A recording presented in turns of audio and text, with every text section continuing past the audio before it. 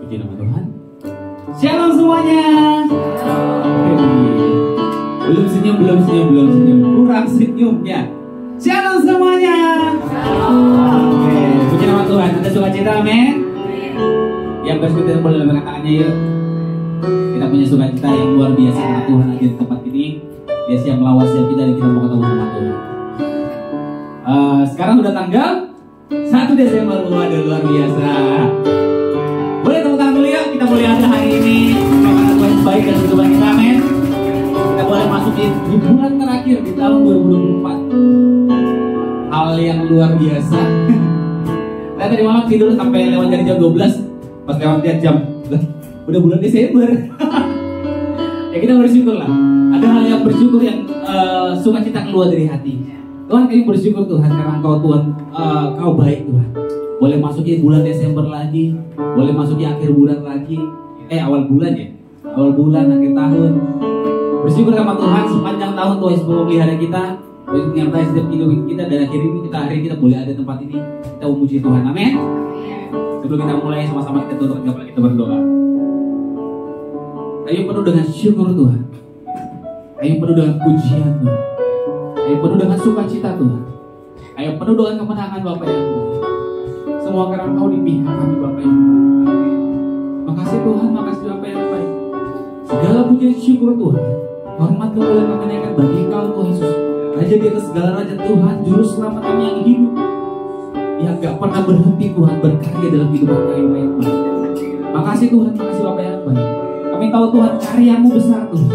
Kami tahu Tuhan perbuatanmu ajaib Tuhan Yesus. Kami boleh ada Tuhan sampai hari ini Tuhan, sampai detik ini, sampai saat ini Tuhan. Semua karena kebaikan-Mu saja Tuhan. Semua karena anugerah-Mu Tuhan. Semua karena penyertaan-Mu yang baik. Kami bersyukur Tuhan.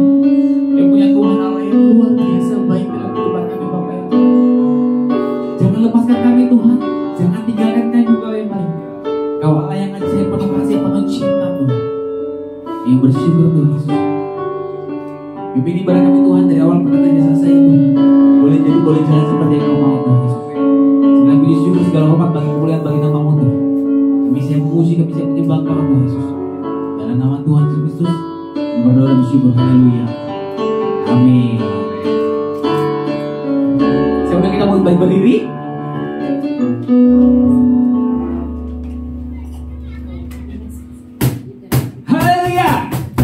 Bersyukur karena Tuhan Yesus luar biasa bagi kita. Semua yang terbaik Tuhan sediakan buat kita. Bahkan Dia berikan semua yang kita inginkan, semua yang kita butuhkan mati. Itu yang Tuhan sediakan buat kita. Thank you Lord, thank you Yesus. Apa yang tak pernah dilihat mata, yang tak pernah didengar telinga.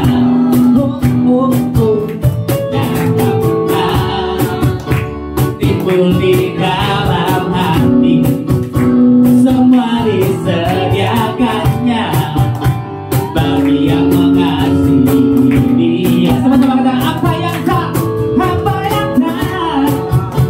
pernah dilihat mata, dan tak pernah didengar telinga,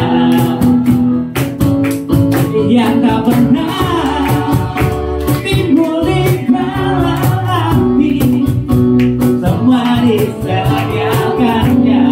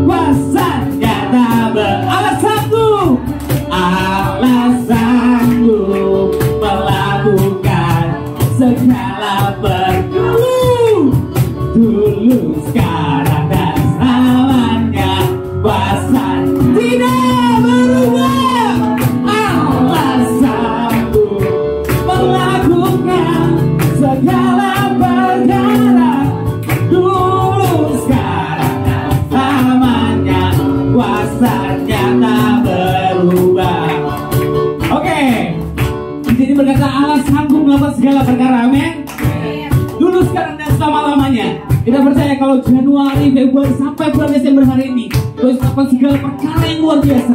Mungkin banyak sakit, mungkin banyak suka kecewa, mungkin banyak suka cita, mungkin banyak hal yang terjadi. Tapi kita percaya Tuhan sanggup melakukan segala perkara. Amin. Kita akan pujian sekali lagi. Allah sanggup. Allah sanggup melakukan segala perkara.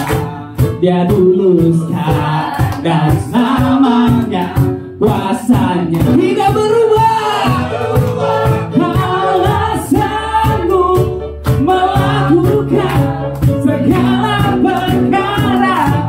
Dulu, sekarang, dan selamanya kuasanya tak berubah. Allah sanggup melakukan segala perkara. Dulu, sekarang, dan selamanya kuasanya tidak berubah. Allah sanggup melakukan segala perkara. Dulu, sekarang, dan selamanya kuasanya tak berubah. Dulu, sekarang, dan dulu, sekarang, dan dulu, sekarang, dan selamanya kuasanya tak berubah. Oke, puji nama Tuhan. Kita main pujian ini kalau kita terus ada sama Tuhan. Kuasa Tuhan tuh nggak pernah berubah, dulu, sekarang, dan selama-lamanya. Puji nama Tuhan.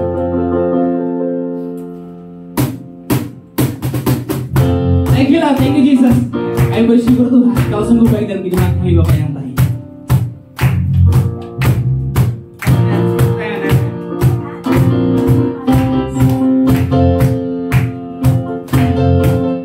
Thank you Lord, thank you Jesus. Kami memuji Tuhan yang benar, kami memuji Tuhan Allah yang luar biasa. Sama-sama katakan terpujilah namamu Tuhan. Terpujilah namamu Tuhan. Kuat dan penuh keagungan. Satu suara kami nyatakan, kerajaan-Mu kekal selamanya. Terpujilah namamu Tuhan. Terpujilah namamu Tuhan. Kau ajaib dan penuh keagungan. Satu hati kami nyatakan, satu hati kami nyatakan, kerajaanmu kekal selamanya. Sama-sama katakan,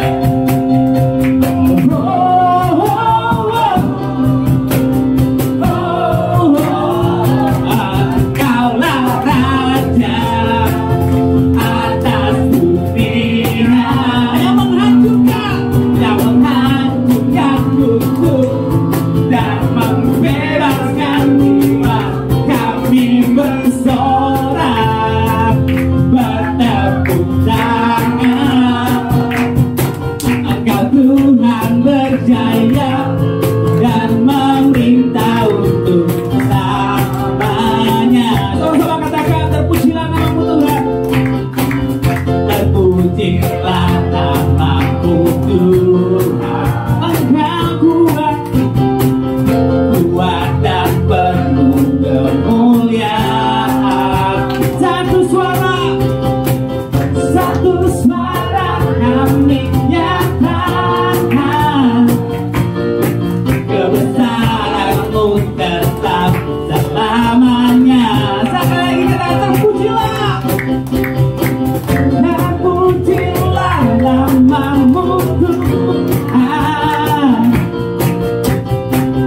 Ajaib dan penuh keagungan. Satu hati kami katakan, satu hati kami nyatakan, kerajaan-Mu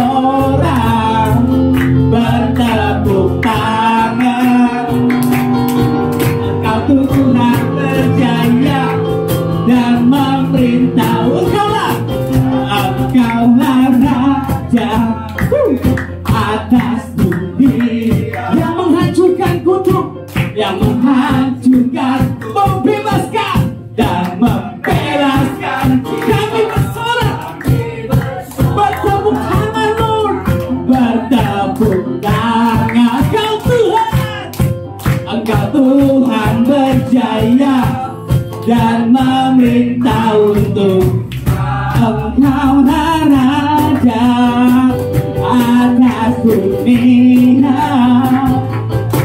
yang menghancurkan kutuk dan membebaskan jiwa. Kami bersorak, bertepuk tangan. Engkau Tuhan berjaya dan memerintah untuk selamanya, dan memerintah untuk selamanya, dan memerintah untuk selamanya. Bagaimana dari Tuhan yang luar biasa. Di nama Tuhan saya semua kembali berduduk. Haleluya. Tuhan Yesus kita luar biasa, amin. Kalau kita boleh ada hari ini benar-benar semua karena anugerah Tuhan. Gak bisa kita balas, gak ada yang bisa kita lakuin selain kita memuji Tuhan, selain kita kembali sama Tuhan, dekat sama Tuhan. Karena kita tahu pilihan terbaik kita adalah ketika kita kembali sama Tuhan, kita dekat sama Tuhan. Thank you Lord, thank you Jesus. Makasih Tuhan buat cintamu Tuhan tanpa batas Tuhan, buat kasihmu yang tanpa syarat Tuhan, buat kami Bapa yang baik. Kami tahu Tuhan kami gak layak Tuhan, kami bukan siapa-siapa Tuhan. Semua karena Engkau saja Tuhan. Engkau melayakkan kami Tuhan, untuk kami bisa memuji Engkau Tuhan, melayakkan kami untuk bisa menyembah Engkau Tuhan, melayakkan kami untuk bisa ketemu sama Engkau Bapa yang baik. Thank you Jesus. Makasih Tuhan, makasih Bapa yang baik.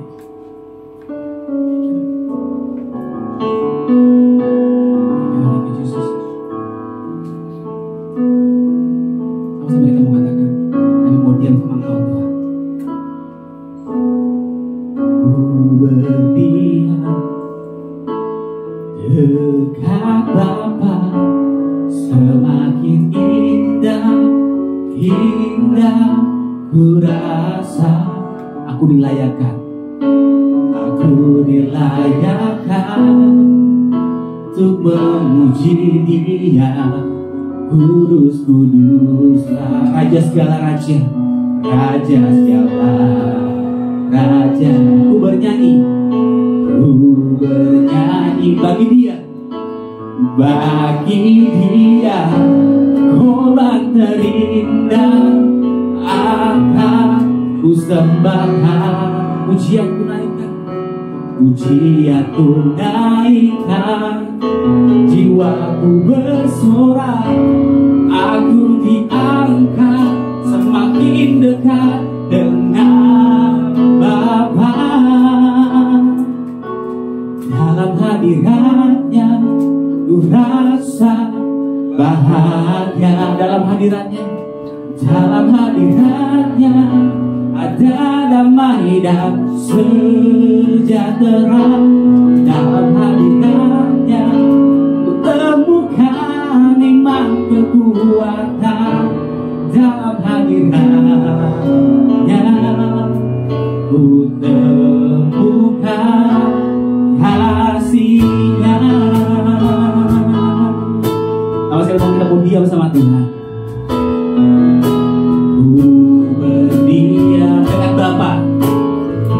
Dekat Bapa, semakin indah, indah ku rasa. Aku dilayakkan untuk memuji Dia, Kudus, kuduslah Raja segala raja, Raja segala raja. Ku bernyanyi bagi Dia, bagi korban terindah akan ku sembahkan. Pujianku naikkan, jiwaku bersorak, aku aku diangkat semakin dekat dengan Bapa. Dalam hadiratnya ku rasa bahagia. Dalam hadiratnya ada damai dan sejahtera. Dalam hadiratnya ku temukan iman kekuatan. Dalam hadiratnya ku temukan kasihnya. Dalam hadiratnya ku rasa bahagia. Dalam hadiratnya ada damai dan sejahtera. Dalam hadiratnya ku temukan iman kekuatan. Dalam hadiratnya ku temukan kasih. Sekali lagi katakan dalam hadiratnya. Dalam hadiratnya ku rasa bahagia. Dalam hadiratnya ada damai yang sejahtera. Dalam hadiratnya ku temukan iman kekuatan. Dalam hadiratnya ku temukan. Dalam hadiratnya ku temukan. Dalam hadiratnya ku temukan kasihnya. Sama-sama kita menjual Tuhan. Kami sembah Kau Raja di atas segala raja, Tuhan Allah yang perkasa. Kau ajaib, Kau mulia Tuhan, Kau tiada bandingannya. Diam dekat denganmu, pilihan terbaikku. Ku mau dekat denganmu, ku mau mengiringmu, ku mau mengikutmu Tuhan. Memuji menyembahmu Tuhan, ku mau mengiringmu, ku mau mengikutmu Tuhan. Kau Allah yang ajaib, Kau Allah yang perkasa, Kau tiada bandingannya. Kau sungguh luar biasa. Perbuatanmu ajaib, perbuatanmu ajaib, Yesus.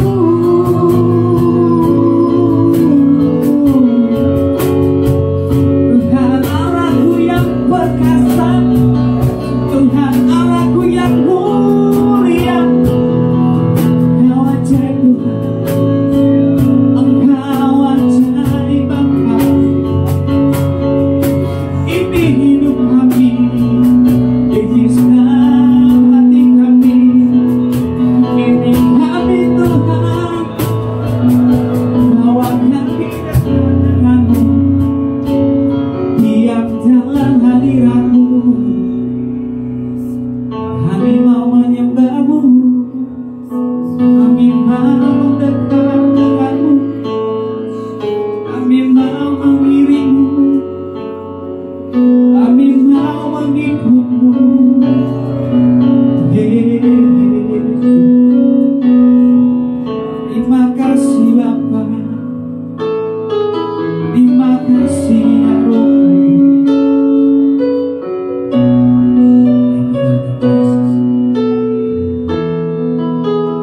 Terima kasih Tuhan, makasih Bapa yang baik. Yang bersyukur Tuhan, kalau di awal bulan ini Tuhan, di akhir tahun ini Bapa yang baik, Kami memilih untuk dekat sama Engkau Bapa yang baik. Hari itu kami memilih Tuhan untuk datang ketemu sama Engkau Bapa yang baik. Hari itu kami memilih Tuhan untuk selalu dekat sama Engkau Bapa yang baik. Kami tahu ini bukan rutinitas kami Bapa yang baik, tapi pilihan hati kami Tuhan untuk datang ketemu sama Engkau Tuhan. Karena kami tahu Tuhan Engkau sungguh sangat merindukan kami Bapa yang baik. untuk terus ketemu sama Kau Tuhan. Setiap harinya, setiap waktunya Bapak. Kau sungguh sangat rindu Bapak yang baik. Ampuni kami Tuhan kalau sepanjang tahun Bapak yang baik kami sering melalaikan Tuhan apa yang menjadi panggilan-Mu Tuhan. Ampuni kami Tuhan kalau sepanjang tahun Tuhan kami banyak melakukan kesalahan Tuhan. Kami menduga kami Bapak yang baik. Ampuni kami Bapak. Di akhir tahun ini Tuhan kami mau buat keputusan Tuhan. Kami mau dekat sama Engkau Tuhan Yesus. Kami mau buat keputusan untuk dekat sama Engkau Tuhan Yesus. Kami mau buat keputusan untuk diam sama Engkau Bapak yang baik. Karena kami tahu Tuhan di dalam Engkau Tuhan sukacita Tuhan melimpah Tuhan, kemenangan Tuhan terus melimpah Tuhan. Semua mengalir Tuhan Yesus. Karena Kau sediakan Tuhan buat kami Bapak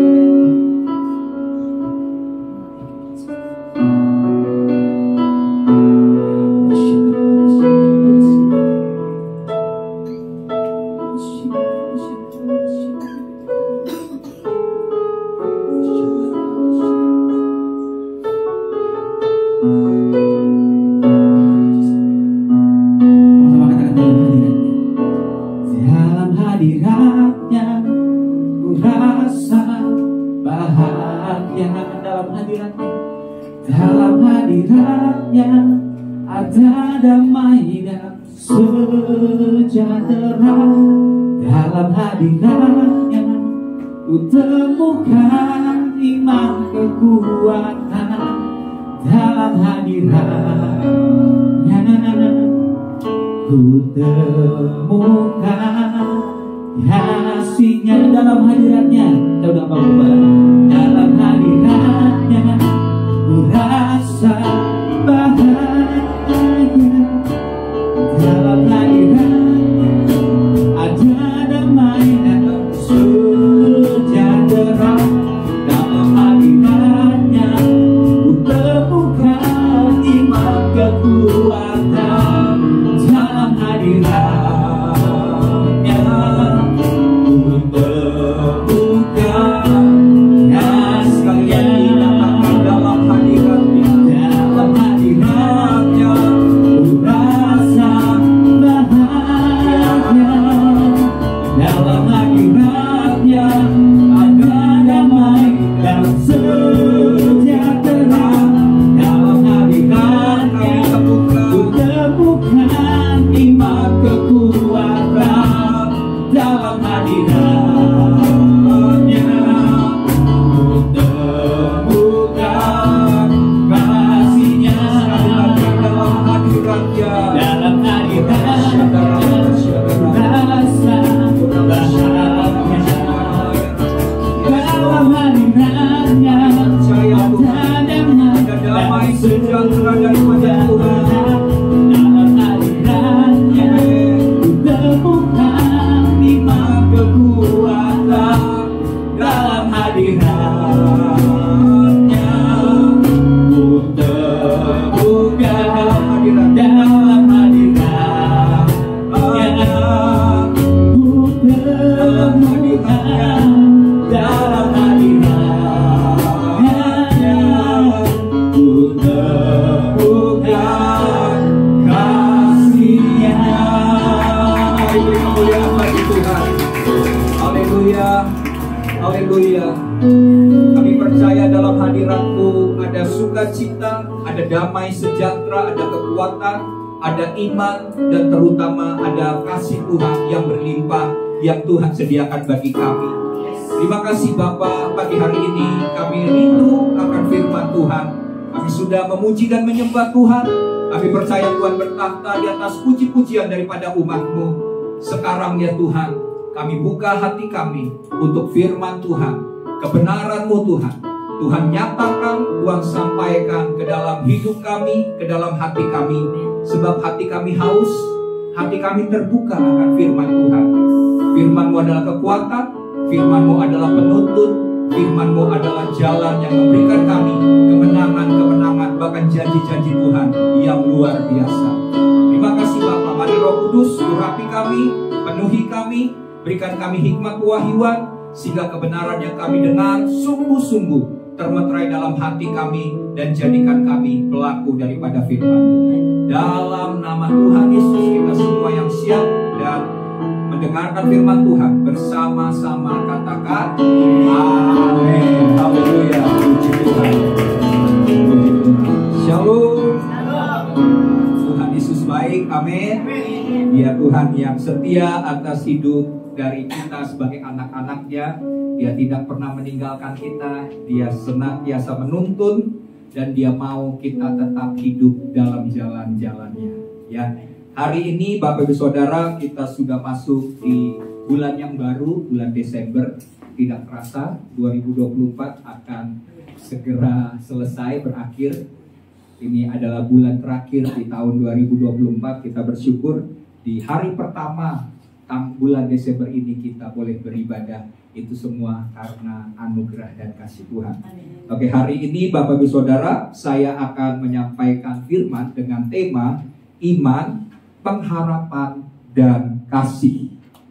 Iman, pengharapan, dan kasih. Kita akan baca ayatnya di dalam 1 Korintus pasal yang ke-13. 1 Korintus pasal yang ke-13 ayat 1 sampai dengan ayat yang ke-13. Seperti biasa saya akan baca ayat 1, Bapak Ibu Saudara baca ayat kedua, nanti kita akan bergantian sampai dengan ayat yang ke-13. Oke ya, sudah ada di layar juga.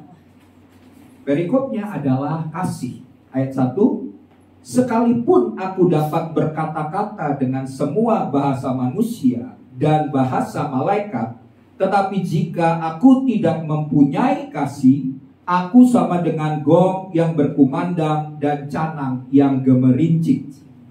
Sekalipun aku mempunyai karunia untuk bernubuat, dan aku mengetahui segala rahasia dan memiliki seluruh pengetahuan, dan sekalipun aku memiliki iman yang sempurna untuk memindahkan gunung, tetapi jika aku tidak mempunyai kasih, aku sama sekali tidak berguna. Dan sekalipun aku membagi-bagikan segala sesuatu yang ada padaku, bahkan menyerahkan tubuhku untuk dibakar, tetapi jika aku tidak mempunyai kasih, sedikit pun tidak ada faedahnya bagiku. Kasih itu sabar, kasih itu berhati, ia tidak cemburu, ia tidak memegahkan diri, dan tidak sombong. Ia tidak melakukan yang tidak sopan, dan tidak mencari keuntungan diri sendiri. Ia tidak pemarah dan tidak menyimpan kesalahan orang lain. Ia tidak bersuka-cita karena ketidakadilan, tetapi ia bersuka-cita karena kebenaran. Ia menutupi segala sesuatu, percaya segala sesuatu, mengharapkan segala sesuatu, sabar menanggung segala sesuatu. Kasih tidak berkesudahan, nubuat akan berakhir, bahasa roh akan berhenti, pengetahuan akan hilang. Sebab pengetahuan kita tidak lengkap dan nubuat kita tidak sempurna.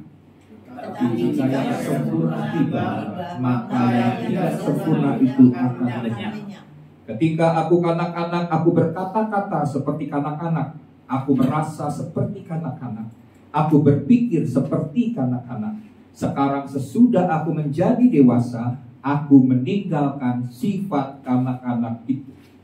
Karena sekarang kita melihat dalam cermin suatu gambaran sama-sama, tetapi nanti kita akan melihat muka dengan muka. Sekarang aku hanya mengenal dengan tidak sempurna, tetapi nanti aku akan mengenal dengan sempurna seperti aku sendiri dikenal. Ayat 13 kita baca bersama-sama. 1, 2, 3. Demikianlah tinggal ketiga hal ini, yaitu iman, pengharapan, dan kasih. Dan yang paling besar di antaranya adalah kasih. Slide-nya bisa ditampilkan. Tentang iman dan kasih, ya. Bapak Ibu Saudara, kalau kita baca di dalam ayat, terutama ayat yang ke-13, dikatakan bahwa tinggal 3 hal yang penting. 3 hal ini adalah sebuah tiga elemen yang penting yang harus dimiliki oleh setiap orang percaya atau setiap orang Kristen. Amin. Apa itu tiga hal itu? Iman, pengharapan, dan kasih. Nah, seringkali Bapak Ibu Saudara kita berpikir begini, ini kan ayat mengatakan bahwa iman, pengharapan, dan kasih. Dan diantaranya yang paling besar adalah kasih. Jadi seakan-akan Bapak Ibu Saudara kita berpikir, oh ya udah, yang lain gak terlalu penting, iman, pengharapan itu gak terlalu penting, tapi yang paling penting, yang paling besar adalah kasih. Bapak Ibu Saudara, maksud daripada ayat ini bukan demikian. Memang kasih itu yang paling besar, tetapi ayat ini tidak mengatakan bahwa iman, pengharapan itu bukan sesuatu hal yang penting. Karena tiga hal ini yang harus dimiliki oleh setiap orang Kristen. Jadi tiga hal ini sama seperti Bapak Saudara pernah sekolah ya pasti ya. Sekolah dan biasanya waktu ujian ada pertanyaan. Pertanyaannya adalah misalnya sebuah pertanyaan. Terus dalam pertanyaan itu ada pilihan. Pilihan A, pilihan B, atau C. Betul kan? Dan harus memilih salah satunya. Karena pilihannya A, B, atau C. Tapi tiga hal penting yang menjadi kehidupan orang Kristen ini bukan bicara tentang pilih A, pilih B, atau C. Tetapi dikatakan iman, pengharapan, bukan atau, tapi dan kasih. Berarti bukan salah satu yang harus kita pilih, tapi tiga-tiganya. Amin. Sebab tanpa ketiga-tiganya kita tidak bisa menjadi orang Kristen yang berkenan di hadapan Tuhan. Karena ketiga-tiganya ini tidak bisa terpisahkan sebagai orang Kristen. Kalau cuma kasih yang paling utama dan yang paling besar, berarti iman kita abaikan. Padahal untuk menjadi orang Kristen, pertama kali kita harus memiliki iman. Iman kepada Kristus. Iman untuk diselamatkan. Itu pada waktu kita percaya kepada pengorbanan Kristus. Setelah itu kita juga butuh pengharapan. Dan barulah juga kita butuh yang disebut dengan kasih. Jadi kenapa kasih itu dianggap sebagai sesuatu hal yang paling besar? Nanti kita lihat akan penjelasan-penjelasannya. Tapi salah satunya adalah bahwa kalau kita bisa memiliki iman, kita bisa memiliki pengharapan. Tapi dari ayat yang kita baca tadi dalam 1 Korintus pasal ke-13, kita bisa memiliki dua hal itu tanpa ada kasih. Betul kan? Tadi dikatakan, walaupun aku punya seluruh bahasa manusia, bahasa malaikat sekalipun, tanpa kasih aku seperti gong yang gemerincing. Walaupun aku menyerahkan diriku untuk dibakar, tanpa kasih tidak ada gunanya. Ya, jadi kasih itu adalah yang menyempurnakan. Oke ya. Tapi bukan berarti iman, pengharapan itu adalah hal yang tidak penting.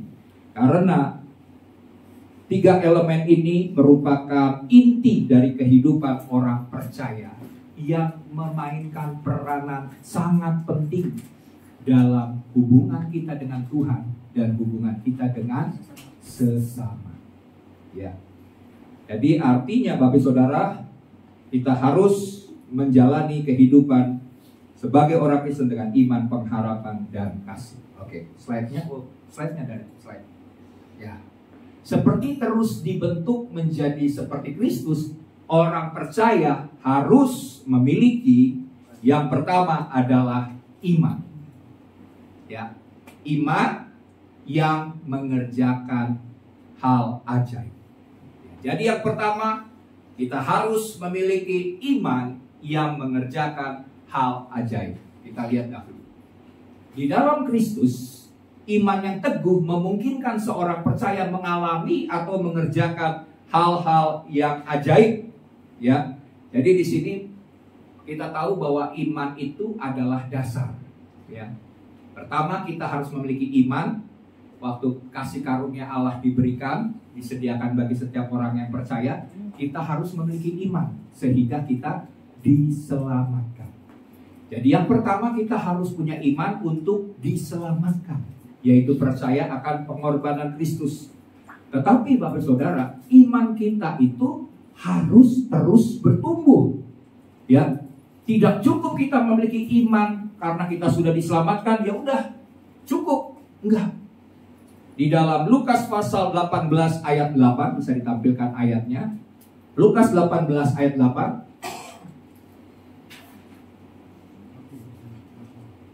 Bisa ditampilkan, nah, saya akan baca aja ya. Aku berkata kepadamu, ia akan segera membenarkan mereka. Akan tetapi jika anak manusia itu datang, adakah ia mendapati iman di bumi? Jadi waktu Yesus Kristus datang menjemput kita, itu kedatangan yang kedua kali, hari penghakiman bagi dunia, maka Tuhan melihat apakah masih ada iman di bumi. Iman di sini bukan iman yang pasif. Iman pasif ini artinya sampai di iman yang menyelamatkan. Enggak, ya. Bapak Ibu Saudara mesti paham. Jadi kita memulai dengan iman, yaitu waktu kita percaya kita diselamatkan, itu butuh iman. Tetapi setelah kita percaya, kita mendapatkan keselamatan, iman kita itu harus aktif. Amin. Harus bertumbuh. Karena kehidupan kita harus kita jalani sebagai orang percaya. Orang benar itu hidup oleh karena iman. Imannya harus bertumbuh. Waktu menghadapi persoalan hidup, dia harus menggunakan iman. Apa itu iman? Iman adalah kepercayaan kepada Tuhan. Kehidupan orang Kristen dalam pergumulan hidup hari-hari, dalam kesulitan, dalam penderitaan, dalam tantangan hidup yang besar, dia harus mempercayai Tuhan. Imannya harus bertumbuh dari iman yang kecil kepada iman yang semakin besar. Jadi makna daripada apakah aku waktu aku datang, adakah iman di bumi? Maksudnya imannya bertumbuh atau enggak? Karena hanya ada dua kemungkinan dalam kehidupan kita. Bertumbuh atau tidak bertumbuh. Bertumbuh itu artinya hidup, tapi kalau tidak bertumbuh artinya mati, betul gak? Tumbuhan, kalau dia sudah tidak bertumbuh, bahkan tidak menghasilkan buah, dia sedang mati. Tinggal tunggu waktunya dia mati. Jadi kehidupan kita ini juga sebagai orang Kristen dalam konteks iman kita pun harus bertumbuh. Kalau iman kita tidak bertumbuh, berarti iman kita pasif atau ujung-ujungnya adalah mati. Orang yang memiliki kematian dalam iman itu bisa kelihatan dari reaksi dia waktu menghadapi masalah. Imannya tenggelam, imannya mati. Contohnya waktu kita tidak menjalani hidup sebagai orang percaya, orang benar dengan kepercayaan kepada Tuhan. Waktu menghadapi masalah, dia lupa dengan Tuhan. Yang dia percaya adalah kekuatannya sendiri. Yang dia percaya juga bukan kepercayaan kepada Tuhan, tetapi dalam hal mempercayai misalnya okultisme. Karena dia berpikir gini, ada seorang pemusik terkenal bernama Mick Jagger. Dia ini berkata bahwa Tuhan itu bisa melakukan perkara yang ajaib atau mustahil. Dia percaya. Tetapi katanya, dia bilang, tapi jawaban Tuhan itu lama. Dan karena lamanya, dia bilang lebih baik dia pilih iblis atau setan. Karena kenapa? Jawaban iblis dan setan itu instan, cepat.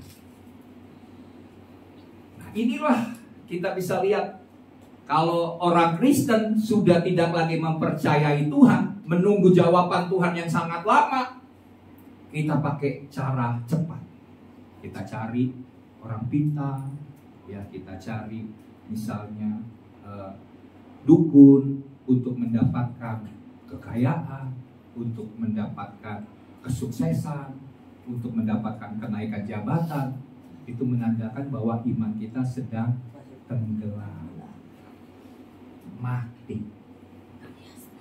Jadi iman kita harus bertumbuh. Amin. Kita harus sungguh-sungguh mempercayai Tuhan. Kesulitan datang itu merupakan ujian. Amin. Untuk iman kita semakin kuat, iman kita semakin tangguh, kepercayaan kita semakin kokoh kepada Tuhan. Menghadapi tantangan yang lebih besar, iman kita juga semakin kokoh, semakin kuat, dan Tuhan akan disenangkan melalui kehidupan kita. Ya. Nah, jadi di sini Bapak Saudara, iman itu bertumbuh, dan waktu iman bertumbuh, kita akan dapat melakukan perkara-perkara yang ajaib. Amin. Iman itu mengerjakan hal-hal yang ajaib. Jadi kalau orang Kristen mau mengalami perkara-perkara mujizat, perkara-perkara ajaib, aktifkan iman kita. Buat iman kita bertumbuh. Amin. Bukan cari yang lain. Bukan pakai misalnya okultisme atau pilih setan, roh jahat menyembahkan sekarang ini di dunia ini, khususnya di luar negeri, ini marah dengan kelompok yang disebut penyembah setan. Apapun yang mereka minta, mereka bisa dapatkan. Kekayaan, ketenaran, kesuksesan dengan waktu singkat mereka bisa dapatkan itu. Tapi kita sebagai orang Kristen harus mengandalkan kepercayaan kita kepada Tuhan, dan diizinkan iman itu bekerja dan melakukan hal-hal yang ajaib. Di dalam Kisah Para Rasul 1 ayat 8, ya, firman Tuhan berkata begini, kamu akan menerima kuasa kalau Roh Kudus itu turun kepada kamu. Kuasa ini dalam bahasa Yunani-nya adalah dunamos. Apa arti daripada dunamos? Salah satu artinya adalah kuasa untuk melakukan perkara mujizat. Amin. Jadi Tuhan memberikan kita kuasa untuk mengerjakan perkara mujizat. Ada mujizat-mujizat yang luar biasa yang terjadi dalam pelayanan gereja atau hamba-hamba Tuhan. Ya, kita lihat bagaimana ada orang yang sakit mengalami kesembuhan, kan? Ada yang buta melihat, yang lumpuh berjalan, yang tuli mendengar, betul kan? Kita melihat mujizat-mujizat kesembuhan. Dan mujizat-mujizat itu tersedia bagi setiap kita orang Kristen kalau kita mengaktifkan iman. Amin. Karena kuasa itu sudah diberikan kepada kita. Kita bisa menjadi orang yang bahkan kalau kita perhatikan di dalam Alkitab, Petrus waktu dia dipenuhi oleh Roh Kudus, dia memiliki kepercayaan kepada Tuhan. Tadinya seorang penakut, ya, tidak mengakui bahwa dia adalah pengikut Kristus. Apa yang dilakukan waktu dia mau menuju bait Allah, di gerbang bait Allah ketemu dengan orang lumpuh yang sudah lumpuh selama 40 tahun. Dan apa yang dilakukan oleh Petrus?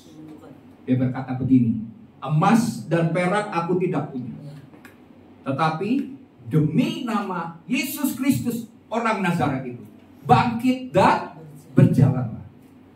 Dan orang yang lumpuh selama 40 tahun itu akhirnya bisa berjalan. Dia pakai apa? Iman. Dia nggak punya apapun, dia punya iman, kepercayaan kepada Tuhan. Kesembuhan terjadi. Setelah itu apa yang terjadi? Imannya terus aktif.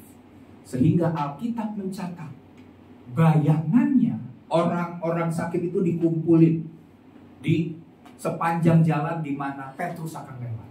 Dan Alkitab mencatat, nanti Bapak Saudara baca di rumah, bayangan Petrus yang mengenai orang yang sakit itu, maka orang sakit itu menjadi sembuh. Amin. Ini bukan saya yang katakan, tapi Alkitab katakan. Kenapa Petrus punya kuasa mujizat yang luar biasa? Karena iman. Jadi jangan heran Bapak Saudara, nanti kalau ada hamba Tuhan menumpangkan tangan mengadakan pelayanan mujizat, kesembuhan, bahkan mujizat-mujizat yang kreatif, jangan menganggap hal itu tidak benar. Itu kuasa iblis. Nanti sama seperti orang Farisi yang mengatakan kepada Yesus, Yesus, engkau pakai kuasa apa? Kuasa Belzebul, kuasa setan? Enggak, kuasa dari Tuhan. Karena Tuhan itu maha kuasa dan Tuhan memakai kita saksi-saksinya untuk melakukan perkara-perkara besar dan perkara-perkara ajaib. Amin. Jadi ada mujizat-mujizat kesembuhan, ada mujizat-mujizat kreatif, dan yang bisa juga terjadi adalah mujizat keuangan. Amin. Saya mengatakan ini bukan berarti saya orang yang berpikiran tentang teologi kemakmuran. Tapi kalau Tuhan bisa mengadakan mujizat, apapun dia bisa lakukan mujizat. Kebutuhan kita ini kan bicara soal finansial. Tuhan juga bisa melakukan mujizat keuangan. Contohnya ada orang yang tadinya orang biasa, tapi oleh karena dia mengandalkan Tuhan, dia mempercayai Tuhan, Tuhan mengaruniakan kepada dia kekuatan untuk memperoleh kekayaan. Itu janji Tuhan. Amin. Dia punya kekuatan untuk memperoleh kekayaan. Tiba-tiba hidupnya berubah. Yang tadinya adalah orang yang mungkin pendidikannya tidak setinggi yang lain, kuliah ke luar negeri, orang yang sederhana, tapi dia mengandalkan Tuhan. Tuhan ubah hidupnya. Dia bisa menjadi orang kaya. Amin. Karena kenapa? Itu adalah dia mengandalkan Tuhan, dia percaya kepada Tuhan, dan mujizat terjadi atas hidupnya. Saya kadang-kadang lihat gereja yang gede-gede, yang besar-besar, saya bilang wow, luar biasa.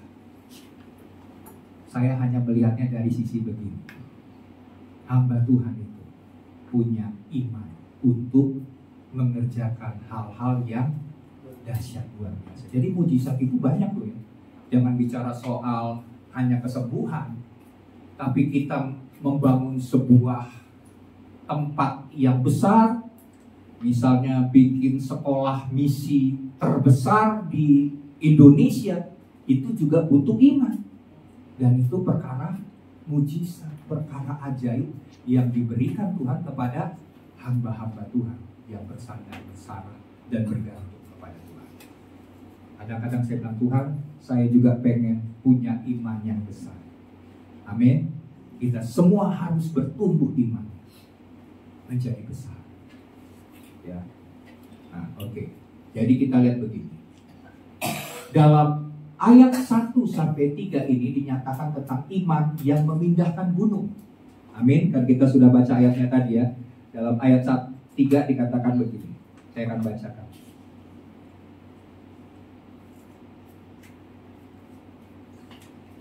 Ayat yang kedua.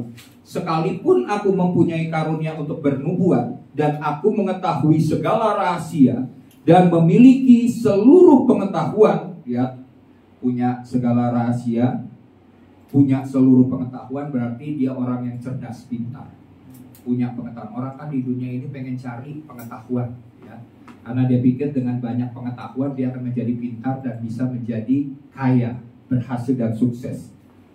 Katakan begini, memiliki seluruh pengetahuan, dan sekalipun aku memiliki iman yang sempurna untuk memindahkan gunung. Jadi di sini Alkitab mencatat ada iman yang bisa memindahkan gunung atau melakukan perkara-perkara yang ajaib, menerobos kemustahilan, menyatakan sesuatu yang dahsyat. Coba bandingkan di dalam Matius 17 ayat 20. Bisa ditampilkan ayatnya, Matius 17 ayat 20. Matius 17 ayat 20, kita lihat ayatnya ya. Ia berkata kepada mereka, ini Yesus berkata, karena kamu kurang percaya, sebab aku berkata kepadamu, sesungguhnya sekiranya kamu mempunyai iman sebesar biji sesawi. Siapa yang pernah lihat biji sesawi? Belum? Nanti kapan waktu saya kasih lihat. Kalau nggak, lihat aja deh di Google deh. Di Google coba lihat biji sesawi.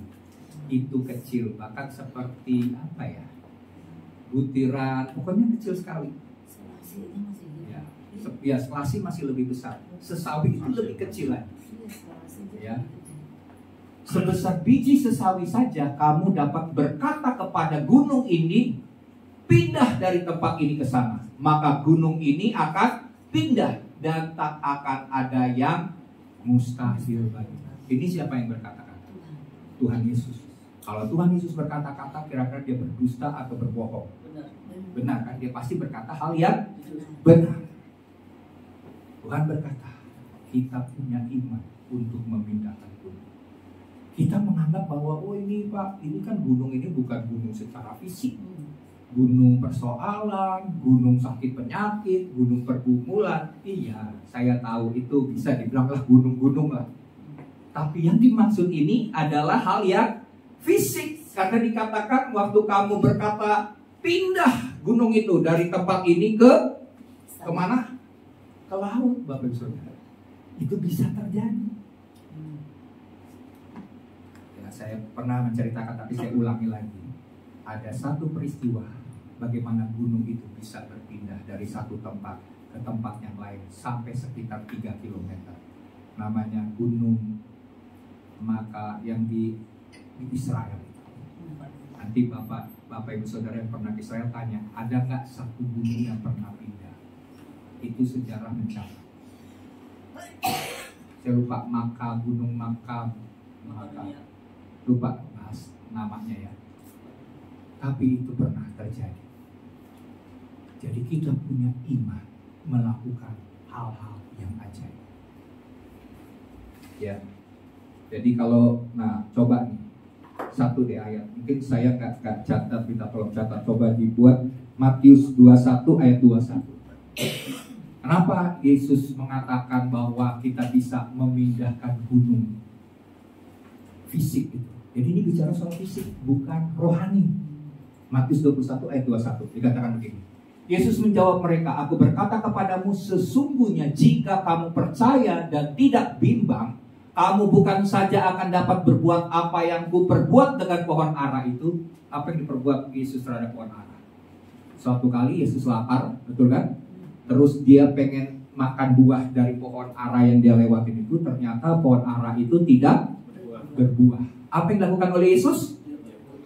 Dia kutuk pohon ara itu supaya tidak pernah berbuah. Esoknya waktu murid-murid lewat di tempat itu, pohon ara itu benar-benar kering, mati, tidak akan pernah berbuah. Berarti Yesus berkata tentang perkara pohon ara, soal iman itu kan, berbuat apa yang kuperbuat dengan pohon ara itu, tetapi juga jikalau kamu berkata kepada gunung ini, beranjaklah dan tercampaklah ke dalam laut, hal itu akan terjadi. Yesus berkata, aku bisa kutuk pohon ara itu mati. Demikian juga kamu punya kuasa untuk melakukan perkara-perkara ajaib secara fisik. Gunung itu pindah, maka gunung itu pindah ke laut. Perkataan kita memiliki kuasa yang dahsyat. Kuasa mencipta itu ada dalam diri orang Kristen karena Kristus hidup di dalam kita. Ya tentunya kita jangan sembarangan mentang-mentang kita punya kuasa, kita main kutuk-kutuk gitu ya, mutuk-mutukin orang. Wah ini nggak boleh. Ya, kita hati-hati dengan perkataan kita karena perkataan kita adalah memiliki kuasa. Kalau kita melakukannya dengan sembarangan, maka pada akhirnya kita harus mempertanggungjawabkannya di hadapan Tuhan. Oke ya. Nah, jadi di sini kita lihat kita dapat melakukan perkara-perkara mujizat. Iman mengerjakan hal-hal yang ajaib. Oleh sebab itu, mari kita dikatakan milikilah iman yang teguh. Oke, tadi milikilah iman yang teguh dan semakin bertumbuh layaknya biji sesawi. Jadi jangan bilang gini, kan Alkitab katakan iman sebesar biji sesawi saja bisa memindahkan gunung. Ya udahlah, cukuplah. Biji bilang iman sebesar biji sesawi, jadi imannya kecil aja bisa pindahin gunung. Ngapain yang gede-gede Pak? Padahal Tuhan bilang ini bukan bicara biji sesawi itu bergunanya pada waktu apa? Pada waktu dia bertumbuh dari biji yang sangat kecil bertumbuh menjadi pohon yang rimbun, yang besar. Jadi kalau kita cuma bilang iman sebesar biji sesawi saja cukup, enggak. Tuhan mau kita terus bertumbuh. Berarti seberapa dahsyatnya kita dengan menggunakan iman, hal-hal besar, hal-hal ajaib Sebenarnya kalau cuma perkara fisik itu mudah. Yang paling berat itu adalah iman untuk membuat orang bertobat. Atau iman terbesar itu, atau misalnya mujizat yang terbesar itu adalah keselamatan jiwa-jiwa. Itu sangat besar dan itu sulit. Karena kenapa? Manusia itu udah punya pikiran. Pikirannya udah bermacam-macam. Tidak mudah bagi seseorang untuk bertobat. Tapi kalau kita punya iman, Tuhan, saya berdoa suatu saat orang ini pasti akan bertobat. Kita pakai iman kita. Tuhan, suatu saat saya terus doakan, dia pasti bertobat. Dia pasti mendapatkan keselamatan. Kita pakai iman itu. Ini iman yang terbesar. Iman yang besar membuat seseorang itu bertobat dari jalan yang menuju neraka kepada jalan ke surga. Tinggal caranya Tuhan bagaimana untuk membuat orang itu bertobat. Ya, jadi gunakan iman itu untuk melakukan perkara-perkara yang besar, bukan perkara fisik. Perkara fisik itu kecil. Membuat finansial itu datang bagi Tuhan sangat mudah. Kita udah pakai iman sekalipun, tapi kalau Tuhan bilang tunggu, tetap ada waktunya Tuhan. Bukan berarti iman kita tidak berfungsi, tapi pada waktunya iman itu pasti akan bekerja. Tapi jangan hanya perkara fisik, perkara rohani itu lebih dahsyat. Ya, amin. Milikilah iman yang demikian. Jadi milikilah iman layaknya bertumbuh seperti biji sesawi. Dari hal kecil menjadi besar. Maka kita akan menghadapi kemustahilan dengan keberanian. Jadi waktu kita melihat ada hal yang mustahil di depan kita, kita hadapi dengan keberanian. Bukan dengan ketakutan, kekhawatiran, kecemasan, dan lain sebagainya. Amin. Percaya pada Tuhan. Ada lagu begini, hidupku ada di tanganmu, ya kan? Kau berikan rancangan terindah, bukan hanya yang baik saja yang ku terima, walau tubuhku diremukkan, jiwaku, ya pokoknya, tapi imanku tidak akan tergoyahkan. Kita pakai iman kita, sekalipun kita harus mengalami tantangan yang besar, ada keberanian, bukan ketakutan yang Tuhan inginkan. Saya bercerita, Bapak Ibu Saudara pernah tahu almarhum Billy Graham. Billy Graham ini, dia ini adalah hamba Tuhan yang dipakai Tuhan luar biasa. Pelayanannya itu dia bertobat umur 20 tahun, dia mati umur 99 tahun. Jadi sekitar hampir 80 tahun dia hidup melayani Tuhan. Dan apa yang dia lakukan sepanjang hidupnya, dia bisa, kalau dihitung hampir jutaan manusia melalui pelayanannya itu bertobat dan menerima Yesus sebagai Tuhan dan Juru Selamat. Hampir jutaan. Dan Bapak Saudara, setelah dia pas meninggal, seluruh hamba Tuhan dari seluruh dunia datang untuk prosesi kematiannya. Ya. Dan dia waktu prosesi pernikahannya itu prosesi kematiannya itu di Istana Negara Amerika Serikat. Istana Kepresidenan. Sangat dihormati. Donald Trump datang pada waktu itu. Ini hamba Tuhan yang luar biasa. Tapi saudara tahu nggak? Selain Billy Graham, pada masa-masa dia berjaya dalam pelayanannya, sekitar tahun 45, itu ada 2 hamba Tuhan yang sama-sama dipakai Tuhan pada masa itu. Yang pertama namanya Pastor Brown River, dan yang kedua hamba Tuhan bernama Pastor Charles M. Plessy. Tapi apa yang terjadi? Yang tetap bertahan sampai pada akhir mempertahankan kepercayaannya kepada Tuhan hanya Billy Graham. Hasilnya, wow, hidupnya berbahagia diberkati Tuhan. Tapi 2 hamba Tuhan yang diperkirakan ini adalah dipakai Tuhan sama luar biasanya. Yang satu Brown Clifford, ini memiliki karunia pengajaran. Kalau orang dengerin dia mengajar, orang kagum. Karena kenapa? Pelayanannya itu luar biasa. Ya, di penyingkapan firman Tuhan luar biasa sampai orang 2 jam dengerin gak bosan-bosan. Kalau saya 2 jam capek. Maksudnya kaki saya pegal gitu ya. Nah, terus yang satu lagi Charles Templeton ini seorang penginjil, luar biasa juga dipakai Tuhan. Bahkan diperkirakan waktu itu dari 3 hamba Tuhan itu kalau mau dibanding-bandingkan gitu ya, Charles Templeton ini dikatakan mungkin lebih berpotensi, lebih terkenal daripada Billy Graham.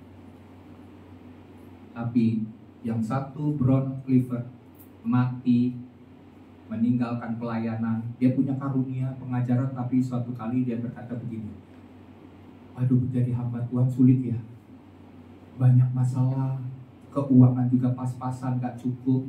Akhirnya dia tinggalin pelayanan, dia berbisnis. Waktu dia berbisnis, dia jatuh dalam dosa obat-obatan, narkoba, karena dia stres ngadapin hidup. Ujungnya dia mati karena obat-obatan. Waktu dia meninggal, dia berada dalam kondisi miskin, dan apa yang terjadi?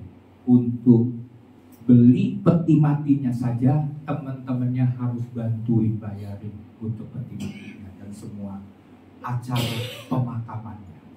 Dan dia mati tidak menjadi orang yang dikenal karena mati obat-obatan. Charles Templeton yang dipikir ini hamba Tuhan lebih dahsyat daripada 2 hamba Tuhan lain.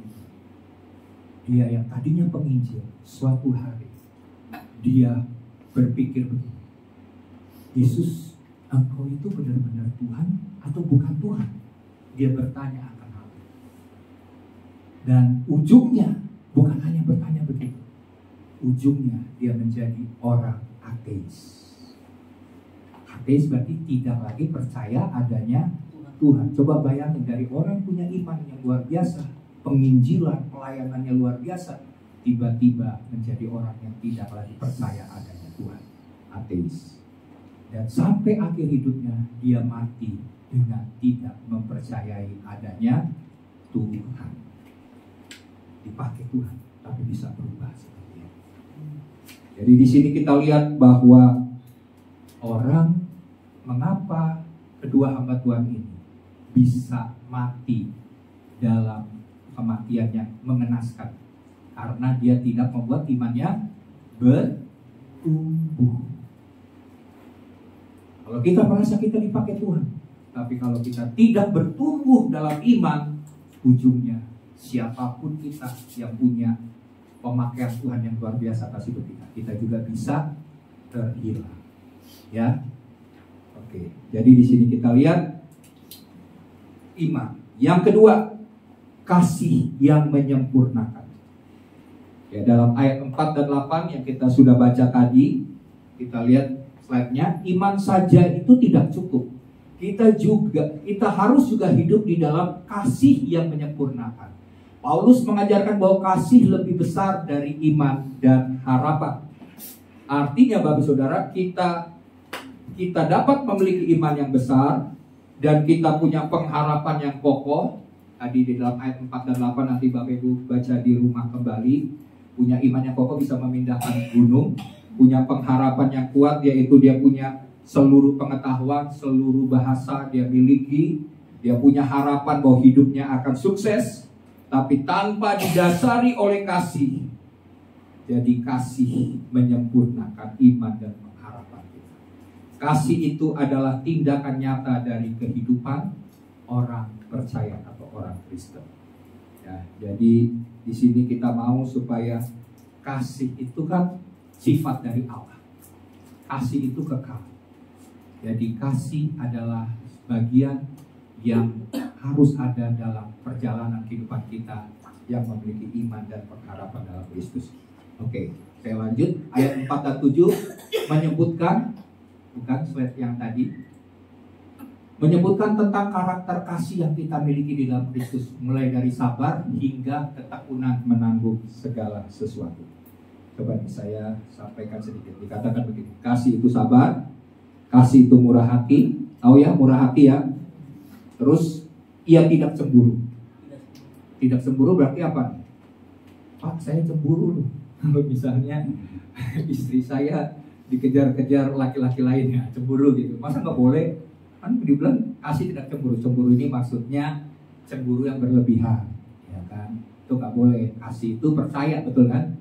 Jangan cemburu yang membabi buta gitu. Nah, terus cemburu ini dalam arti terjemahan lain dikatakan iri hati. Jadi kasih itu tidak iri hati. Jangan orang berhasil sukses kita iri, itu tidak memiliki kasih. Terus ia tidak memegahkan diri. Udah tahu apa itu memegahkan diri? Ya berarti dia ya sombong, dikatakan dan tidak sombong. Terus ayat 5, ia tidak melakukan yang tidak sopan. Tidak sopan berarti tidak melakukan yang tidak pantas. Jadi kalau orangnya nggak sopan, ya melakukan perkataan yang nggak sopan, misalnya nih ada anak, waduh, ngomong sama orang dewasa, orang tua udah kayak nggak nganggap orang tua itu adalah orang yang perlu kita hormati. Nah itu berarti tidak sopan atau tidak pantas. Kasih itu tidak melakukan hal itu. Tidak mencari keuntungan diri sendiri. Kita jelas artinya ya. Ia tidak pemarah. Pemarah itu berarti dia tidak gampang marah. Berarti ia tidak cepat tersinggung. Nah, hati-hati ini. Kalau orang cepat marah, cepat tersinggung, berarti kasihnya sudah mulai luntur, tipis. Ya, harus kembali kepada kasih yang sesungguhnya. Terus, ia tidak menyimpan kesalahan orang lain. Berarti tidak mengingat-ingat kesalahan orang lain. Ya. Terus, ia tidak bersuka cita karena ketidakadilan. Ternyata ada orang yang bersuka cita waktu ada orang sedang mengalami ketidakadilan. Nah, orang demikian ada. Dan berarti orang itu sudah tidak memiliki kasih. Mestinya dia bersuka cita waktu dikatakan, tetapi dia bersuka cita karena kebenaran. Waktu orang berbuat benar, kita senang. Wah, dia telah melakukan hal yang baik, hal yang benar. Kita senang bersuka cita. Tapi kalau kita lihat orang berbuat jahat terus kita senang, wah itu berarti kita tidak memiliki kasih. Ya. Terus dikatakan ia menutupi segala sesuatu. Wah berarti Pak, saya boleh dong menutupi kebohongan.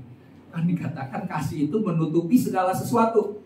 Jadi pengertian menutupi segala sesuatu itu bukan seperti menutupi dosa ya. Bukan seperti itu. Tetapi makna daripada menutupi segala sesuatu itu berarti orang yang memiliki ketahanan untuk menanggung segala sesuatu. Berarti dia tahan menanggung segala sesuatu. Terus percaya segala sesuatu, mengharapkan segala sesuatu, sabar menanggung segala sesuatu. Kasih tidak berkesudahan, nubuat akan berakhir, bahasa roh akan berhenti, pengetahuan akan lenyap. Jadi di sini kita lihat bahwa kasih itu bicara tentang hubungan kita dengan Tuhan dan dengan sesama. Kita harus memiliki kasih supaya hati kita punya hati yang murni, hati kita juga semakin berharap kepada Tuhan. Terus dinyatakan juga bahwa kasih tidak berbatas waktu, tidak berkesudahan. Kendati karunia rohani, bahasa roh, nubuat dan lain-lain bisa berhenti suatu ketika. Jadi kasih itu kan sifat kekal dari Allah. Makanya itu yang terbesar. Karena iman dan pengharapan itu dibutuhkan waktu kita ada di bumi. Amin.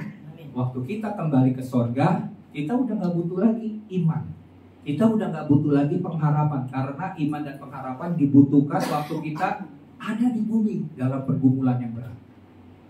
Tapi kasih itu, karakter Kristus itu, karakter Allah itu tetap ada setelah kita ada di surga. Amin. Makanya dikatakan kasih itu tidak berkesudahan. Roh, bahasa roh, nubuat, pengetahuan akan lenyap suatu ketika. Tetapi kasih tidak akan pernah habis, tidak berkesudahan. Ya, jadi di sini jelas ya, pentingnya kasih itu dalam kehidupan kita. Terus yang ketiga, yang terakhir, pengharapan akan kedewasaan. Jadi yang pertama iman untuk mengerjakan hal ajaib, kasih itu untuk menyempurnakan, dan yang ketiga pengharapan itu membawa kita kepada kedewasaan secara rohani. Perjalanan kekristenan adalah langkah-langkah menuju kepada kedewasaan. Ini terjadi saat Kristus datang kembali dari yang sempurna. Jadi kita yang sempurna tiba-tiba mengalami kesempurnaan dalam ayat yang ke-10. Terus pengharapan setiap kita tertuju kepada kedatangan Kristus kembali, di mana kedewasaan rohani akan kita dapatkan seutuhnya. Bukan itu saja, kita juga akan mengenal Kristus dengan sepenuhnya atau sempurna dan bersekutu dengannya di dalam kekekalan. Jadi begini, apa gunanya pengharapan? Kalau tadi kita udah bicara soal iman, yang kedua kita bicara soal kasih. Pengharapan itu perlu kita miliki karena kita berharap bahwa hidup kita akan lebih baik pada masa yang akan datang. Amin. Karena kenapa? Karena kita punya janji-janji Tuhan. Tuhan berjanji kalau kita tetap setia, kita tetap taat kepada Tuhan, kita tetap berharap kepada Tuhan, pada waktunya Tuhan akan memberikan kepada kita janji-janjinya yang luar biasa. Janji yang luar biasa yaitu waktu kita mengakhiri hidup kita di bumi ini, kita dalam seketika berubah menjadi sempurna. Jadi waktu kita meninggal ini, kita tiba-tiba menjadi sempurna. Sekalipun tadinya hidup kita belum dewasa secara rohani, tapi waktu tubuh kita diubahkan, bertemu dengan Tuhan, kita menjadi sempurna. Maka kita mendapatkan mahkota kehidupan. Jadi pengharapan itu dibutuhkan. Kalau kita sudah tidak punya pengharapan lagi dalam hidup kita akan kandas di tengah jalan. Betul gak? Kalau misalnya begini, kita lihat nih, hidup di dunia ini penuh dengan krisis ke depan, akan harga naik, inflasi akan tinggi, ya kan? Perang lagi, terus ada dikatakan nanti akan ada virus baru, ada pandemi baru. Waduh, semua ketakutan demi ketakutan yang disebarkan di tengah-tengah masyarakat di seluruh dunia pada saat ini akan membuat kita cemas, takut, khawatir.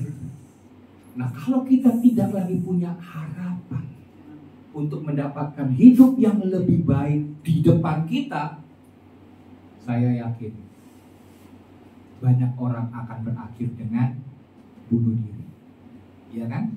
Karena udah apa? Untuk apa lagi hidup? Kalau ujungnya kita juga akan binasa, akan mati.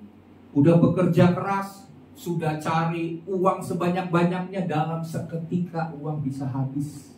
Betul kan? Asli jerih payah kita. Karena kenapa? Waktu kita tidak lagi memiliki harapan, kita bisa melakukan tindakan-tindakan yang bodoh, bahkan mengakhiri hidup.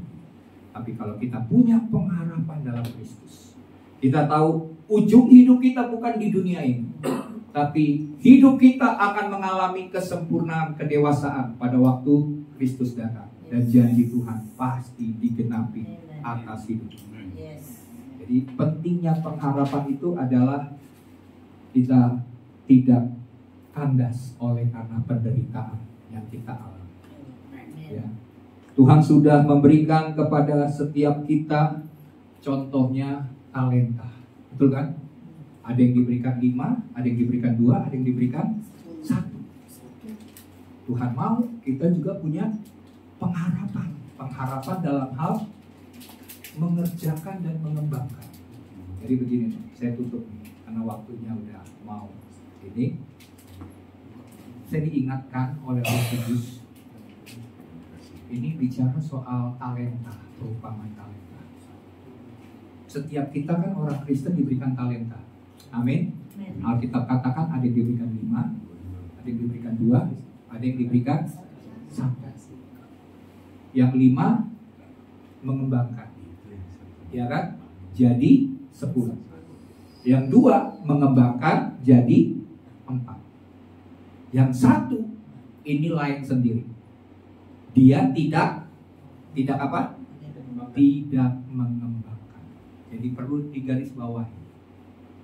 Orang yang dikatakan oleh tuannya jahat dan malas adalah orang yang tidak mengembangkan talenta yang Tuhan berikan. Apapun talenta di dalam gereja ini, sekecil apapun talenta, kembangkan. Karena pada waktu dia datang menjemput kita, Tuhan akan tanya, mana talenta yang aku sudah beri kepada? Dikembangin atau enggak? Ya. Gunakan talenta, kembangkan talenta dalam kehidupan kita, dan juga tentunya dalam gereja. Ini kan wadah rohani. Kembangin talentamu. Yang bisa nyanyi jadi worship leader, jadi singers. Yang mungkin gak bisa nyanyi karena suaranya kurang, ya udah bidang yang lain. Amin. Karena Tuhan gak nuntut kita melakukan semua hal dalam pelayanan gereja. Enggak.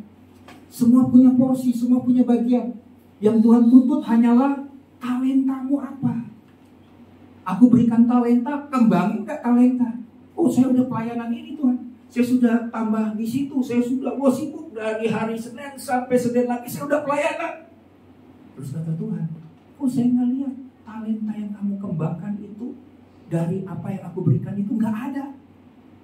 Berarti kita sia-sia melakukan pelayanan karena tidak melakukan bagian kita. Ya, semua pasti akan diberikan pertanggungjawaban, karena khotbah Yesus tentang perumpamaan di dalam tentang akhir zaman, salah satunya perumpamaan tentang talenta. Ya.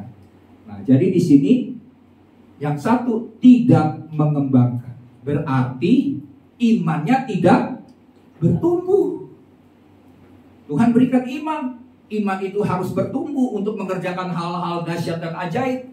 Tapi kita tidak biarkan iman kita bertumbuh, tidak jadi kecil terus, tidak besar. Suatu saat Tuhan minta pertanggungjawabannya. Terus kita tidak memiliki pengharapan, ya, karena malas. Makanya yang satu itu kan bilang begini, dia bilang begini, Tuhan, saya ini takut. Coba ditampilkan deh, Matius 25 ayat 24 sampai 25. Kita baca dulu sebentar ya. Kita tutup dengan ayat ini. Matius 25 ayat 24 sampai 25.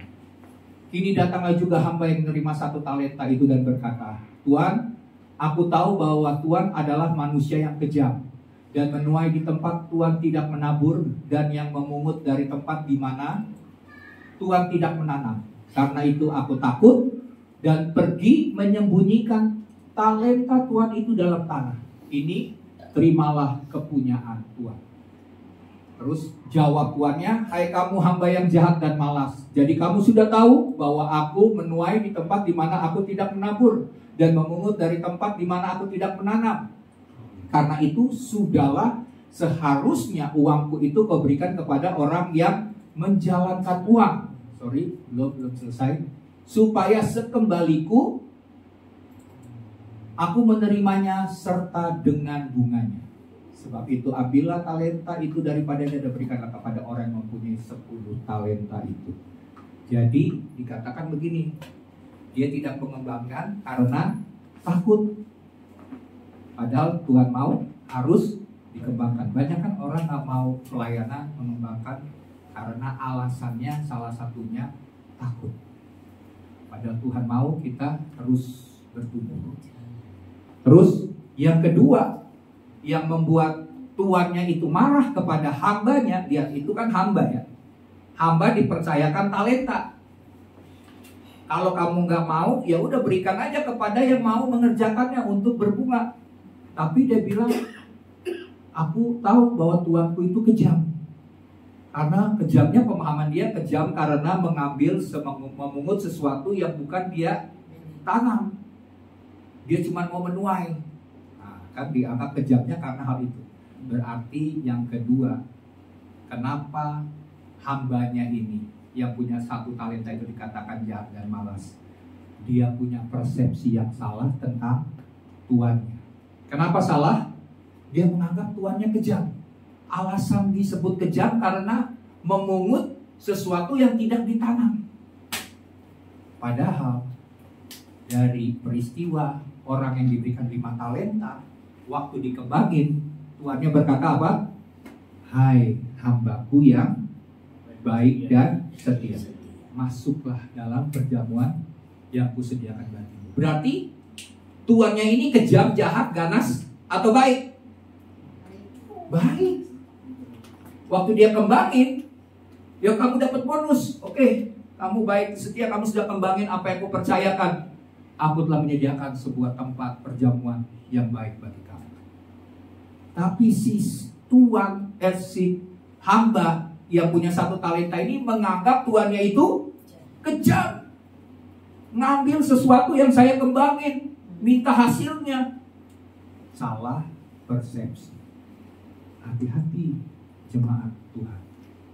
Jangan sampai kita tanpa kita sadar, kita menganggap Tuhan itu jahat dan kejam. Ya, kita bisa menganggap orang yang baik menjadi orang yang jahat dan kejam karena persepsi kita yang salah. Kita harus belajar semakin hari semakin kenal Tuhan. Makanya dikatakan Tuhan mau kita juga menjadi orang yang memberikan setiap talenta yang dipercayakan kepada kita untuk kita kembangkan dengan penuh tanggung jawab. Tuhan panggil kita, Tuhan panggil gerejanya untuk selain mengembangkan talenta, untuk siapa? Apakah untuk diri kita sendiri? Salah satunya pasti ada bonus yang diberikan oleh Tuhan kita. Tapi yang terutama adalah mengembangkan kerajaan Tuhan. Tuhan percayakan kita jadi bagian agen-agen dari kerajaan sorga. Amin. Sadari itu, pahami itu dengan sungguh-sungguh, lakukan bagian. Karena setiap kita akan harus memberi pertanggungjawaban untuk semua talenta yang diberikan bagi kita, khususnya bagi perluasan kerajaan sorga di bumi. Amin. Mari kita bangkit berdiri. Oke, kita akan masuk dalam perjamuan ya. Kita nyanyi lagu perjamuan tentang bukti kebesaran Tuhan yang jadi nggak apa-apa. Dibagikan perjamuan.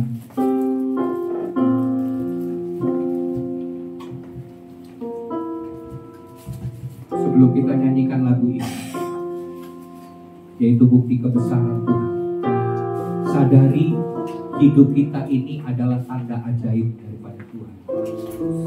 Kalau Tuhan pencipta alam semesta, Tuhan yang maha kuasa, Tuhan yang maha hadir, mau tinggal di dalam kita, mau hidup di dalam kita, itu menunjukkan kebesaran Tuhan. Kalau Tuhan yang dahsyat dan luar biasa, Dia mau supaya rencananya digenapi dalam hidup kita, dan Dia mengarahkan kita, menuntun kita, sehingga rencana dan karyanya yang besar itu boleh kita genapi dan kita laksanakan. Itu adalah bukti kebesaran Tuhan. Kalau Tuhan yang besar dan perkasa itu menyertai kita dengan tanda-tanda ajaib, itu juga adalah bukti daripada kebesaran Tuhan. Pagi hari ini, sadari dirimu adalah bukti dari kebesaran Tuhan, di mana Tuhan mau memakai setiap kita. Tuhan memilih setiap kita untuk ambil bagian, berada dalam barisan kerajaan Allah, untuk menggenapi rencana-rencana Tuhan yang besar, untuk menjadi bagian dari agen-agen kerajaan sorga, untuk menyebarkan kasih Tuhan, untuk menyelamatkan mereka yang tersesat dan terhilang, untuk menolong mereka yang sedang berada dalam lembah-lembah kekelaman, lembah-lembah maut. Karena kita adalah bukti kebesaran Tuhan. Tuhan mau kita melakukan perkara yang besar, dan sampai akhir hidup kita tetap melayani, mengasihi, dan menggenapi rencana Tuhan atas hidup kita. Mari kita nyanyikan lagu ini. Terima kasih Tuhan, Kau sempurna dalam rencana-Mu dan karya-Mu. Ku serahkan hidupku, murnikan dengan roh-Mu. Tuhan Kau sempurna, Tuhan Kau sempurna dalam rencana dan karya-Mu. Dalam rencana-Mu dan karya-Mu, ku serahkan untuk menggenapi rencana-Mu Tuhan. Murnikan dengan roh-Mu hidupku, menggenapi firman-Mu. Tanda mujizat sertai tiap langkahku, Kau bersamaku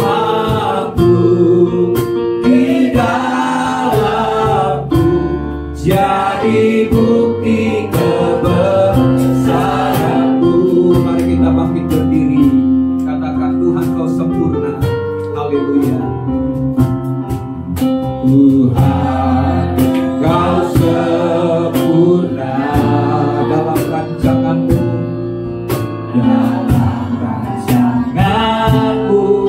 dan karya-Mu. Ku serahkan hidupku, murnikan dengan roh-Mu. Hidupku menggenapi firman-Mu. Kami percaya Tuhan, Tanda mujizat sertai tiap langkahku, Kau bersamaku di dalamku, jadi bukti kebesaran-Mu. Hidupku menggenapi firman-Mu. Tanda mujizat sertai tiap langkahku, Kau bersamaku di dalamku, jadi bukti kebesaran. Kau bersamaku, Kau bersamaku di dalamku, jadi bukti kebesaran. Bersama kami Tuhan, Kau bersamaku di dalamku, jadi bukti kebesaran-Mu. Mari kita berhenti angkat perjamuan di hadapan Tuhan, di atas kepala kita. Kita tahu bukti kebesarannya adalah Dia hidup dan tinggal di dalam kita. Dia mau bersekutu dengan kita.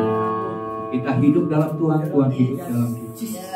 Dan melalui perjamuan ini kita kembali diingatkan bahwa Kristus telah menebus kita, Kristus telah membebaskan kita, dan Dia tinggal bersama-sama dengan kita. Terima kasih Tuhan buat kesempatan yang Engkau beri. Engkau telah menyediakan hidangan bagi kami di hadapan semua lawan-lawan kami. Engkau yang mengurapi kepala kami dengan minyak, sehingga piala kami penuh melimpah di hadapan Tuhan. Mari kita angkat roti di atas kepala kita. Bapa, sebelum kami menikmati hubungan dengan Engkau melalui persekutuan tubuh dan darah, Engkau berfirman, sebab apa yang telah diteruskan kepadamu telah aku terima dari Tuhan, yaitu bahwa Tuhan Yesus pada malam waktu Ia diserahkan mengambil roti, dan sesudah itu Ia mengucap syukur atasnya. Ia memecah-mecahkannya dan berkata, inilah tubuhku yang diserahkan bagi kamu. Perbuatlah ini menjadi peringatan aku. Terima kasih Bapa, buat tubuh kebangkitan-Mu Tuhan. Engkau bukan saja mati, tapi pada hari yang ketiga Engkau bangkit daripada kematian. Engkau naik ke surga, Engkau memberikan kehidupan kepada setiap kami yang percaya. Kami yang sudah menjadi bagian daripada Tuhan, bagian dari kerajaan surga. Oleh karena kami percaya akan pengorbanan Kristus di atas kayu salib, kami sudah dimeteraikan melalui baptisan yang kudus, bahwa kami adalah bagian daripada kerajaan-Mu Tuhan. Kami adalah anak-anak-Mu. Maka pada saat kami makan roti ini, kami bersekutu dengan tubuh-Mu, bersekutu dengan kebangkitan-Mu Tuhan. Dan kami bersekutu bersama dengan saudara-saudara seiman yang lain, bahwa kami adalah bagian daripada tubuh Kristus. Mari sebelum kita makan, dengarlah firman yang berkata, bukankah roti yang telah dipecah-pecahkan ini adalah persekutuan dengan tubuh Tuhan? Mari makan dengan iman dalam nama Tuhan Yesus.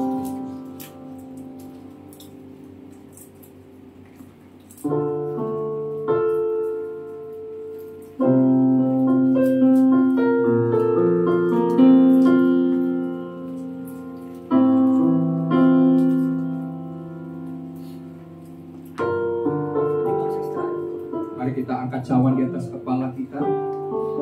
Demikian juga ia mengambil cawan sesudah makan lalu berkata, inilah cawan ini adalah perjanjian baru yang dimeteraikan oleh darahku. Perbuatlah ini setiap kali kamu meminumnya menjadi peringatan akan aku. Sebelum kita meminum cawan perjanjian baru yang dimeteraikan dengan darah Kristus, kita mengingat akan dosa-dosa kita yang telah ditebus dengan darah yang mahal, darah Kristus. Dan kita dimeteraikan bahwa kita adalah milik Tuhan. Ada tanda darah pada dahi kita, sehingga kuasa iblis, kutuk, dosa, pekerjaan kegelapan, segala malapetaka, mara bahaya, Tuhan akan luputkan setiap kita. Kata kita adalah milik Tuhan. Roh, jiwa, dan tubuh kita adalah milik Tuhan. Maka segala hal yang berasal daripada iblis, segala kutuk, segala perjanjian dengan kegelapan sudah dibatalkan.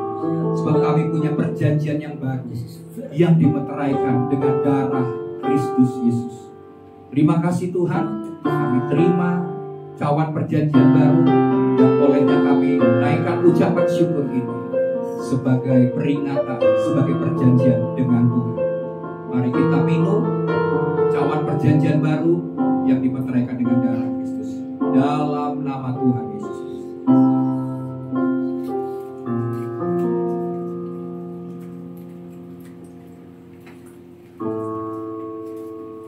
Saya serahkan kepada Allah. Kembali duduk. Tuhan, kami bersyukur, Tuhan, berterima kasih buat siang hari di Bapak yang baik. Gak berhenti Tuhan buat kami, kasih-Mu gak pernah berhenti buat kami. Semua oleh Tuhan, pengharapan Tuhan, kasih dan iman Tuhan terus melimpah-limpah Tuhan dalam kehidupan kami yang baik. Makasih Tuhan, makasih Bapak yang baik. Penuhi setiap kami lagi Tuhan, penuhi setiap kami lagi Tuhan. Jangan biarkan kami kosong Tuhan. Kalau ada lihat bencana kami Tuhan yang sudah rusak Bapak yang baik, perbaiki lagi bencana kami Bapak yang baik. Penuhi kami Bapak yang baik. Makasih Tuhan, makasih Bapak yang baik. Sebenarnya kami mau dengan persembahan ini Bapak yang baik, membawa bagi hormat kemuliaan nama Bapak yang baik. Dan bersyukur Tuhan yang bawa persembahan kami. Dan kami bersyukur, haleluya. Amin.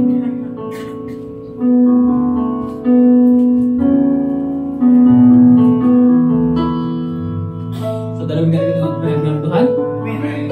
Tuhan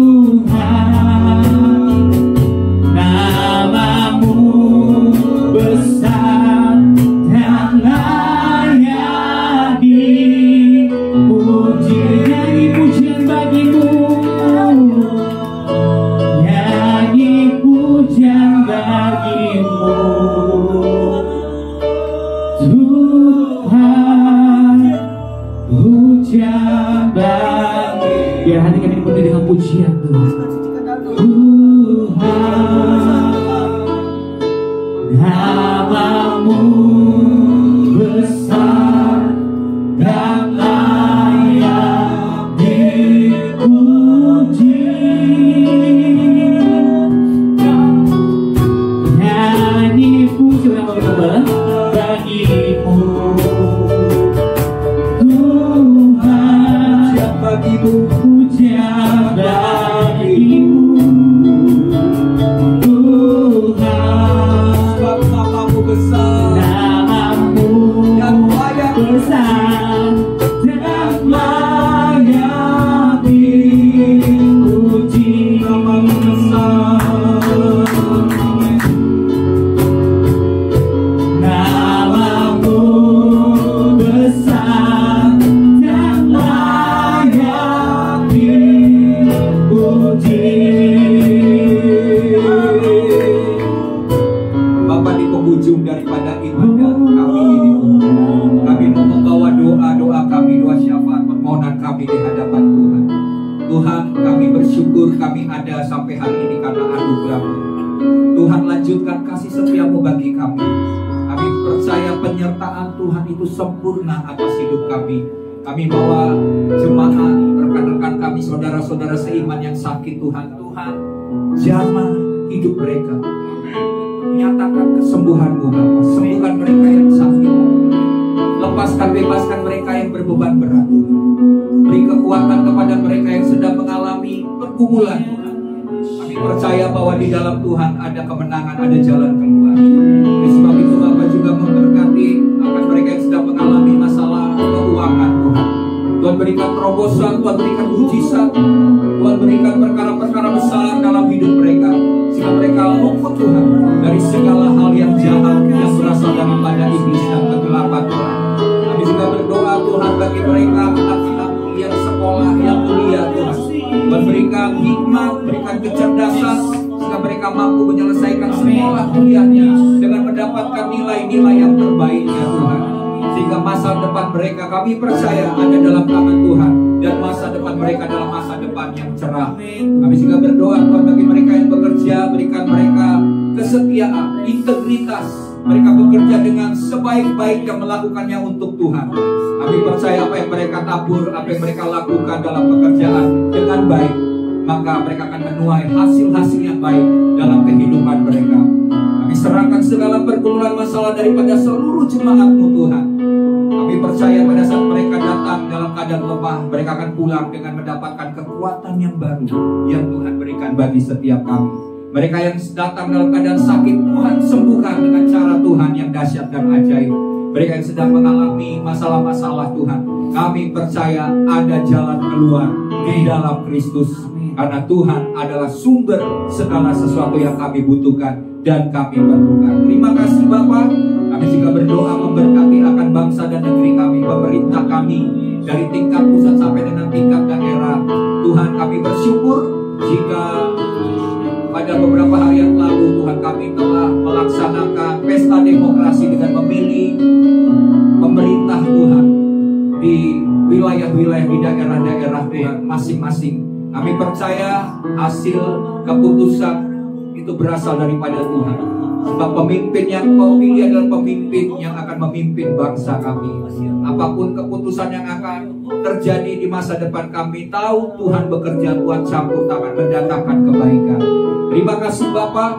Kami serahkan semua kehidupan bangsa ini. Luputkan Tuhan dari semua hal yang jahat, dari malapetaka, dari bencana. Perlindungan Tuhan ada atas Indonesia. Kami bawa negeri ini dari Sabang sampai Merauke, dari Pulau Nianga sampai Pulau Rote. Kami minta Tuhan darah Yesus membungkus negeri ini. Dan biar pasukan malaikat Tuhan berjaga-jaga meluputkan, melindungi negeri ini dari semua hal yang jahat. Biar Indonesia senantiasa aman, Indonesia senantiasa sejahtera, Indonesia akan semakin maju. Karena berkat Tuhan, anugerah Tuhan, shalom Tuhan turun atas Indonesia melalui doa-doa yang kami naikkan bagi bangsa ini. Terima kasih Bapa, terima kasih Tuhan. Dan di penghujung daripada ibadah kami percaya Kau telah menyediakan sesuatu yang spesial, sesuatu yang khusus. Oleh sebab itu kami mau terima berkat daripada-Mu. Mari jemaat, arahkan hatimu. Saya percaya setiap kali ibadah ada hal-hal yang khusus yang Tuhan mau kerjakan dalam hidup.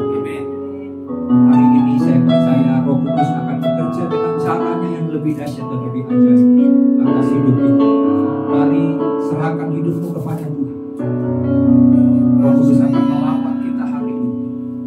Beri waktu untuk Roh Kudus memenuhi hidup ini, dan izinkan Dia akan terus menuntun langkah-langkah hidup. Hamba berdoa Tuhan, di dalam nama Tuhan Yesus, biar iman daripada jemaat-Mu akan semakin bertumbuh.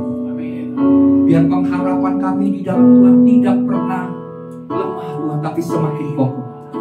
Dan biarlah kasih daripada Tuhan, kasih agape itu, kasih yang sempurna itu juga akan semakin bertambah, semakin bertumbuh, sehingga hidup kami sungguh-sungguh memuliakan dan menyenangkan hati Tuhan. Hamba berdoa, mari Roh Kudus penuhi jemaat yang hadir Tuhan saat ini dalam nama Tuhan Yesus. Lawat setiap kami. Engkau tahu setiap kebutuhan-kebutuhan kami masing-masing secara khusus dan pribadi. Hamba berdoa biar terjadi terobosan secara khusus atas setiap kehidupan dari jemaat-Mu. Dengan setiap beban, dengan setiap masalah mereka masing-masing, kami bawa dan Tuhan berikan kelepasan, Tuhan berikan kelegaan. Terjadilah sesuai dengan kehendak. Terima kasih Bapak. Dan jika sebentar kami pulang, kami mengangkat tangan di hadapan, maka Tuhan memberkati hidupmu, memberkati keluargamu, pekerjaan, pelayanan, dan hasil usahamu. Tuhan melindungi engkau, meluputkan engkau dari semua hal yang jahat, dari segala malapetaka. Ada perlindungan Tuhan atas hidupmu, dan Tuhan menyinari engkau dengan wajahnya dan memberikan engkau kasih karunia. Tuhan menghadapkan wajahnya kepadamu dan memberikan engkau damai sejahtera. Maka turunlah berkat daripada Bapa Surga, kasih karunia, kasih setia daripada Tuhan Yesus Kristus, dan persekutuan dengan Roh Kudus menyertai engkau mulai hari ini sampai Yesus Kristus datang kedua kali menjemput kita. Kita tidak kedapatan bercacat celah, kita tetap setia, kita tetap taat, dan kita akan masuk dalam perjamuan yang telah disediakan bagi kita di surganya yang kekal. Semua kita yang sudah diberkati oleh Tuhan bersama-sama katakan amin.